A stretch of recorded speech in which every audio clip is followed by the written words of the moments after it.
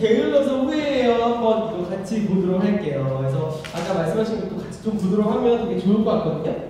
게으르면 되게 후회하는 경우 되게 많지 않아요? 그쵸? 게으르고 나서 나중에 후회하는 경우가 많거든요. 대부분 게으름에 대해서는 후회가 굉장히 따라오게 되는 것 같아요. 근데 저는 게으르면 후회를 하는 이유는 무엇이냐면 저는 이건 같아요. 저도 그렇긴 했지만 무슨 일을 하고 안 하고 이렇게 있을 때 선택을 한 거에 대한 후회는 따르게 되거든요. 무슨 일을 했을 때는 이 결과가 안 좋으면 후회하긴 하고 무슨 일을 안 했을 때는 안 한 거에 대해서 이걸 했어야 되는데 후회하는 경우들이 많거든요. 근데 해야 한 것에 대한 후회? 이런 거는 금방 없어진 경우들이 많아요. 또는 진짜 다 찾은 경우가 많거든요. 예를 들어서 친구들 앞에서 노래를 해야지, PT를 해야지, 근데 잘 못했어. 후회하잖아요? 후회하는데 그 후회는 진짜 없어진 경우가 많아요. 근데 내가 해야 하는 일인데 안 했어. 안 했는데 이거에 대한 후회는 계속 따르는 경우들이 많거든요. 이때 내가 이걸 했어야 했는데 이런 식의 생각들이 있죠. 이런 생각 때문에 후회들이 따라오는 경우들이 굉장히 많은 것 같아요. 그렇죠? 왜냐하면 이 게으름은 회피거든요. 회피. 게으름은 선택을 피하는 것입니다. 피하는 것. 선택하지 않는 것도 아니고 선택을 피하는 것이기 때문에 필연적으로 후회가 따라올 수밖에 없어요. 한 것에 대한 후회와 안 한 것에 대한 후회가 있는데 한 것에 대한 후회는 사라지기 때문에 안 한 것에 대한 후회만 계속 남는 거예요. 그렇죠? 아까 말한 책상정리, 대표적인 계열은 책상정리만 하는 건데 이것은 이 일을 하는 게 아니라 공부하는 것을 회피하고 정말 회피하고 나면은 후회하게 되고 그러면 에너지가 더 떨어지게 돼요. 삶의 중심 영역에서 에너지가 저하되거나 흩어진 상태가 되는 경우도 많습니다. 그래서 에너지가 없으니까 선택을 또 회피하고 에너지가 떨어지게 되고 이런 악순환이 따지게 되면서 악순환에 빠지면 어떻게 되냐? 무기력증. 아무것도 하기 싫은 거예요. 나아가서 아무것도 하기 싫으면 우울증까지 빠집니다. 우울증까지. 무섭죠? 이게 무엇이냐? 그렇기 때문에 저는 게으름은 병이다라고 생각해요. 병이다. 왜 병이냐? 게으름은 자기를 파괴하기 때문입니다. 안녕하세요. 얼마나 심각한 병인지 아시겠어요? 게으름은 선택하지 않고 회피하기 때문에 그렇기 때문에 에너지 후회하고 에너지가 저하되고 그러면 점점 무기력해지고 우울증에 빠지게 되고 자기 파괴를 일으키게 되는 그 엄청난 악순환의 공의 시작점인 거예요.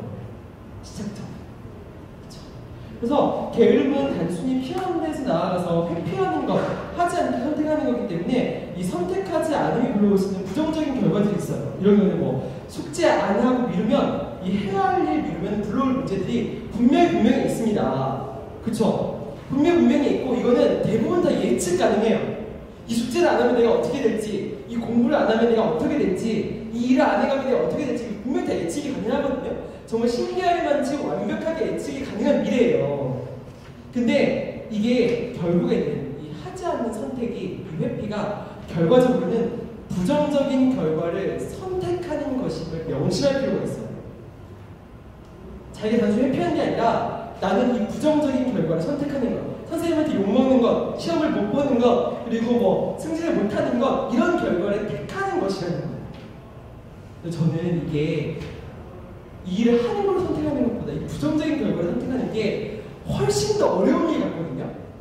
이 결과에 대해서 상상하고 나면 누가 감히 이거를 선택할 수 있을까 싶어요.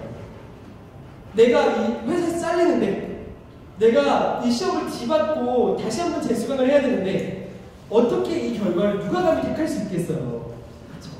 근데 결국에는 이 부정적인 결과에 대해서 생생하게 묘사만 할 수 있고 이 무서움에 대해서 마음에 와닿기만 해도 그거를 선택하지 않기로 선택하는 것은 선택하지 않을 수 있는 거예요. 그렇죠? 무슨 소리겠어요? 이렇게 되는 거예요. 근데 이거는 진짜 많은 사람들이 이게 선택하지 않고 회피했을 때 부정적인 결과에 대해서는 정말 100% 예측 가능한데도 그 부정적인 예측이나 상상마저도 필요한 경우가 대부분 다 야 어떻게 되겠지 뭐 어떻게 잘 되겠지 뭐 야 생각하지 마 그냥 놀아 이런 생각이 되게 많거든요. 직면할 수 있어요. 왜냐면 본인의 선택에 대한 책임이기 때문에. 그렇죠? 반대의 경우도 마찬가지입니다. 이거 자기가 뭔가 하기 싫은 일을 먼저 했어. 그러면 이게 긍정적인 결과가 있을 거 아니에요. 이 긍정적인 결과에 대해서 생생하게 생각을 하는 거예요.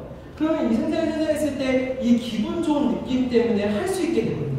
후회에 반대되는 감정 이런 것 때문에 더 할 수 있게 됩니다. 자존감이 올라가는 감정이 생기거든요. 자, 돌아서 게으름은 자존감을 낮추는 경우입니다. 자기 파괴. 왜냐면 자기 자신에 대한 실망, 내가 왜 그랬을까? 아, 그때 그래서 말했었는데 이 후회와 자책감이 필연적으로 발생하고 반복적으로 발생하기 때문에 자괴감 그리고 자기 파괴까지 이어진다고 했어요. 근데 반대로 자기 하기 싫은 일을 먼저 하는 부지런함은 자존감을 높일 수가 있습니다. 자, 아침 6시에 일어나야지, 운동해야지 이런 결심을 해요. 근데 결심을 하는 순간 우리는 자기를 알기 때문에 일주일 이상 못하겠지 이런 생각들이 가능성이 있어요. 왜냐면 경험상 아는 거예요. 다 자기가 나는 일주일 이상 할 그런 존재는 아니야 이런 생각을 하거든요. 자기 자신의 폄하한 경향들이 다 있기 때문에 이런 생각 다 합니다. 근데 일주일이 지나고 8일째에 아침 6시에 일어나는 순간 자기 자신이 너무 뿌듯한 거예요. 자기 자신이 기대치를 넘어섰다는 이런 감정이 엄청난 자존감의 향상으로 이루는 경우들이 진짜 많은 것 같아요. 그래서 자신과의 약속을 지켜야 되는 부지런함은 자신에 대한 신뢰로 이어집니다. 근데 이게 너무너무 쉬운 이유는 뭐냐면 자신과의 약속에 대해서 자신 자체도 신뢰를 하지 않기 때문이에요. 자기도 하면서도 못할 거라는 생각을 어느 정도 깔고 있어요. 신년 초에 여러분들 세운 계획들 있죠. 뭐 다이어트 해야지, 뭐 아침 6시에 일어나야지 이런 계획들이 세우지만 세울 때부터 이미 1개월 이상 못하고 3월쯤 되면 4월쯤 되면 그 계획이 이미 기억도 못할 걸 알고 있는 거예요. 이미. 그쵸? 근데 그래서 이거를 1년 동안 지켜야지 생각하지 말고 자기가 자기에 대한 기대치보다 하루 더 해야지 이런 식으로 생각을 하면은 자기 자신이 너무 자랑스럽고 대견해지는 순간이 오는 거예요. 근데 그 감정은 정말 어마어마한 감정인 것 같아요. 어마어마한 쾌락이거든요. 그 낮은 수준의 편안함과 비교할 수 없는 쾌락이거든요. 그걸 경험하게 되면 그게 계속 편해집니다. 힐링 캠프에 김구라가 나와가지고 김구라가 금주를 했다고 하더라고요. 그 사건이 있고 난 후에 금주를 하게 됐는데 이제 자기가 금주를 해서 밤에 집에 간대요. 그냥 술을 안 마시고 집에 가는데 술을 안 마시고 집에 가는 자기 자신이 그 지키는 것 자체가 너무 좋대요. 너무 자랑스럽게 이런 얘기를 하더라고요. 근데 이걸 준비하고 생각하면서 아 진짜 이 말이구나 싶더라고요. 아침 6시에 일어났을 때 그냥 건강해서 이런 게 아니라 6시에 일어나는 그 행위 자체에 느껴지는 자존감 자체가 너무너무 좋아요. 근데 이런 거는 정말 어찌 보면 부지런함은 자존감을 높일 수 있는 가장 쉬운 방법이라고 생각합니다. 쉬운. 그래서 후회에는 이런 것들이 따라올 수밖에 없게 되는 것 같아요.